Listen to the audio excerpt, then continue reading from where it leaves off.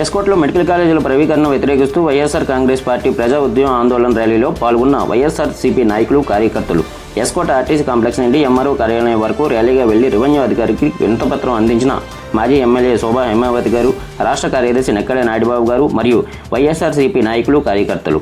ఈ కార్యక్రమంలో నియోజకవర్గ మహిళా అధ్యక్షురాలు జడ్పీటీసీ ముమ్మలూరు వెంకటలక్ష్మి, మండల party Opada Kumar, Mummaluru Jagannatham, Gummadi Satyanarayana, MPP Neelamsetti Gopamma, Doggu Satyavanthudu, Gedela Srinivasarao, Sabbuvari Paruna, Elkota ZPTC Turpadi Varalakshmi, JCS convener Bonthala Venkatrao, మాజీ folk culture director Vakada Rambabu, Mokuluru Kasturi, Merupala Satyanarayana, జిల్లా యువజన అధ్యక్షుడు అల్లు అవినాష్, నియోజకవర్గ యువజన అధ్యక్షుడు వకాడ సతీష్, సోషల్ మీడియా అధ్యక్షులు ఎండ్ల కిషోర్, విద్యార్థి విభాగ అధ్యక్షుడు దివాద్రి శేఖర్, సీనియర్ నాయకులు, పట్టణ అధ్యక్షులు రెహమాన్ మరియు సర్పంచులు, ఎంపీటీసీలు, కార్యకర్తలు తదితరులు పాల్గొన్నారు.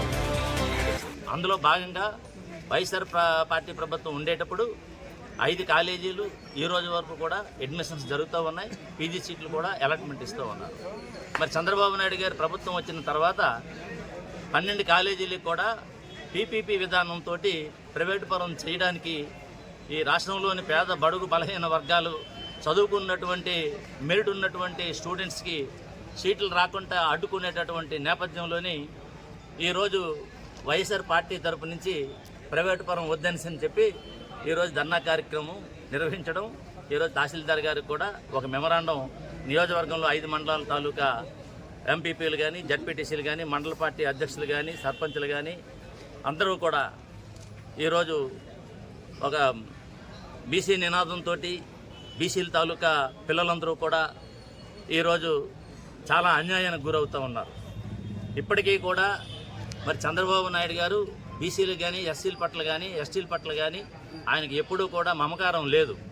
ఈరోజు మనం జరుగుతున్నటువంటి విధానం చూస్తే మెడికల్ కాలేజీల పైన ఈరోజు అత్యధికంగా ఈరోజు కూడా డాక్టర్లు అవుతున్నారనంటే బీసీ, ఎస్సీ, ఎస్టీ, మైనార్టీ పిల్లలందరూ కూడా చక్కగా డాక్టర్లు, పీజీలు, సూపర్ స్పెషాలిటీలు చేసుకున్నటువంటి నేపథ్యంలో దాన్ని చెక్కు పెట్టాలనేటువంటి దురుద్దేశంతో రాష్ట్ర ప్రభుత్వం ఈరోజు 12 కాలేజీలు కూడా ఇప్పుడు పీపీపీకి ఇవ్వడం జరుగుతూ ఉంది.